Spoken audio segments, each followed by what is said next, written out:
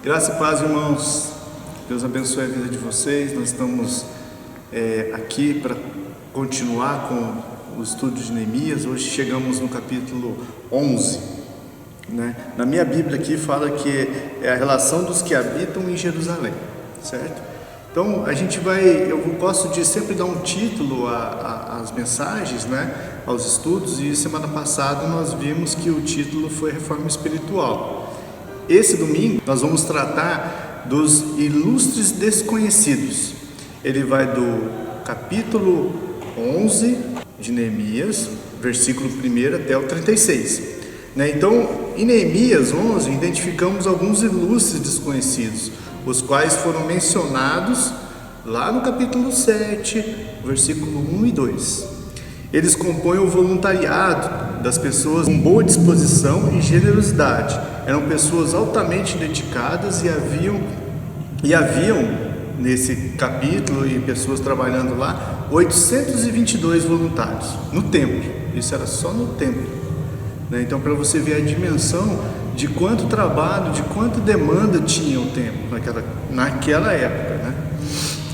Como sabemos, o povo já havia reconstruído os muros da cidade de Jerusalém. Nós chegamos até o capítulo 11 sabendo que os muros já tinham sido erguidos, as suas portas já tinham sido colocadas, e tinha sido também, que a gente viu nos capítulos 4 e 5, estabelecido uma justiça social, e eles tinham reafirmado a aliança com o Senhor. Agora precisamos povoar a cidade, e os líderes novamente deram o exemplo no versículo 1 e 2, que é o que a gente vai ler agora, do capítulo 11. Os príncipes do povo habitaram em Jerusalém, mas o seu restante deitou sortes para trazer 1 de 10 para que habitassem na santa cidade de Jerusalém, e as 9 partes permaneciam em outras cidades. O povo bendizei todos os homens que voluntariamente se ofereciam ainda para habitar em Jerusalém. Então nós vimos e nós vamos também ver nesse capítulo 11, que Jerusalém tinha sido fortificada, tinha sido protegida, mas dentro de Jerusalém ainda havia muito espaço, Havia muitas casas derrubadas, havia muitas casas que estavam no chão, e essas casas precisavam ser ocupadas. Por quê? Por que ocupar Jerusalém? Justamente para que ela tivesse vida, Deus, além de reconstruir o material, Ele queria que o espiritual, a vida voltasse àquela cidade, que a normalidade voltasse àquela cidade pós-exílio. Então nós entendemos aqui nessa leitura de 2 versículos que existe um momento quando devemos pensar em mudar de cidade, a favor do reino de Deus. Então a gente está mexendo assim nas entrelinhas, falando em missões, Aqui Neemias trata no capítulo 11 em missões, seja para juntar forças com certo ministério, ao que temos um chamado, seja em implantar uma nova igreja. Então Neemias aqui nessa visão aqui, que você, por exemplo, as pessoas quando elas voltaram do exílio, elas pararam, elas voltaram, só que ficaram com medo de ir a Jerusalém e reabitar Jerusalém, porque ela tinha sido destruída, por N reinos, N impérios, N governadores que tinham passado por lá. Então eles escolheram ficar morando em cidades próximas em Judá, E quando foram chamados a morar em Jerusalém, foi nesse sentido. Então essa visão é oposta dos valores que nós temos hoje, onde o emprego determina onde moramos, Então geralmente as pessoas escolhem morar perto do emprego, morar perto do trabalho, Então vemos aí que essas pessoas se voluntariaram. No versículo 2, o povo bendisse todos os homens que voluntariamente se ofereciam ainda para habitar em Jerusalém. Então, onde atuam os voluntários? É isso que eu quero levantar nesse momento. Pessoas que trabalham no templo, elas sempre são voluntárias. Então, pessoas que trabalham na igreja, elas sempre são voluntárias. Pessoas que trabalham fora em atividades interligadas. né? Então essas pessoas que trabalham com atividades interligadas são voluntários, sempre são voluntários. Pessoas que oram no templo também são pessoas voluntárias. Pessoas que cantam no templo naquela época são pessoas voluntárias. Então o remanescente da linhagem de Davi, a linhagem do Messias, quando ele fala aqui no versículo 3 e 4 do capítulo 11, Deus nunca deixou de preservar o seu povo, né? Jerusalém é uma figura da igreja, como está no versículo 4 e 5. Portanto, não basta pertencer à igreja, temos que protegê-la e gerir os sentimentos de pertencer. Quando nós aceitamos a Jesus, nós sempre temos que estar perto de uma igreja. Nesse caso aqui, o povo de Deus, eles tinham que voltar para dentro de Jerusalém, porque o templo estava dentro de Jerusalém. Eles tinham que ficar perto de Jerusalém, eles tinham que ficar perto do templo, dentro de Jerusalém. Desse modo, os versículos de 10 a 28 nos ensinam que o reino de Deus, todos têm um lugar, né? Então a gente vai ver nesse versículo que não há quem não esteja com um lugar pré-determinado. Por exemplo, né?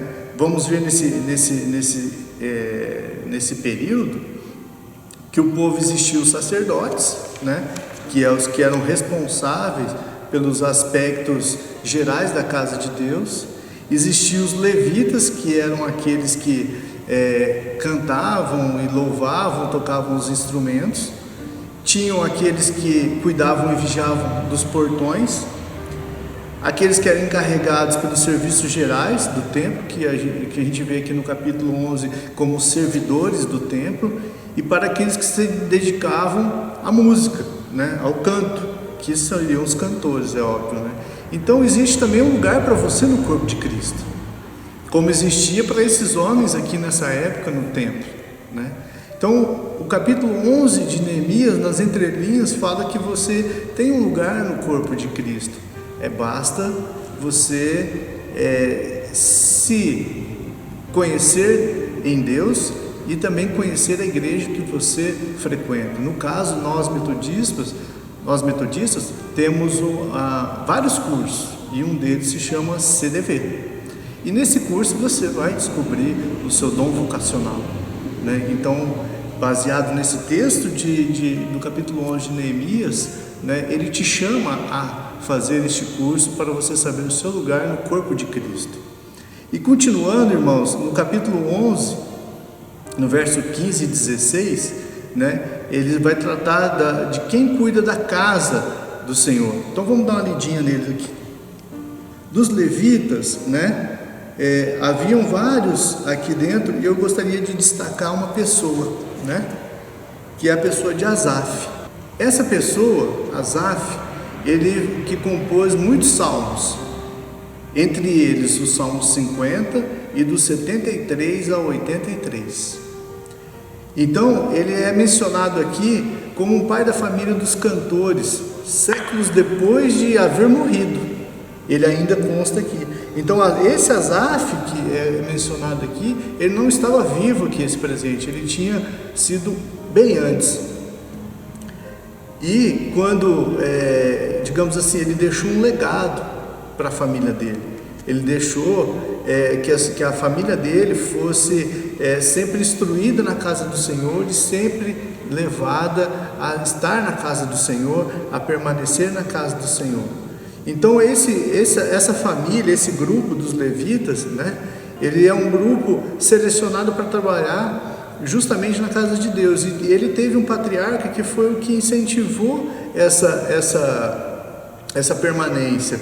E esse grupo, na época de Neemias, somava 245 pessoas, então não eram poucas pessoas, né? Então em Neemias 11, de 22 a 24, deixa entender que havia no templo um grupo de cantores que serviam ao Senhor com canto oral. Para que esse grupo havia uma orientação de que sustento fosse feito pelo rei da Pérsia, o qual era representante dessas questões, naquela época, por um oficial chamado Petraias, né? Então essa daí foi a herança que Esdras deixou também para Neemias na ocasião. Os descendentes de Asaf, na função de cantores, se destacavam entre outros momentos, né? Então a gente vê lá no capítulo 11, 17 e 22, e depois nós vamos ver no capítulo 12, 35. Então Asaf e sua família parecem ser um dos poucos exemplos de pais realmente discipuladores de seus filhos, netos e bisnetos, e assim em diante. Então nós destacamos nisso o Salmo 78, de 1 a 7. Ali Asaf vai falar sobre como que se deve gerir a sua família, como é que se deve se portar diante do Senhor, né? Então eu deixo aqui essa reflexão: qual é o seu lugar no corpo de Cristo? Asaf achou o seu lugar e deixou um legado. Você vai também achar o seu lugar e deixar um legado? Deus te abençoe a sua vida e que seja abençoado.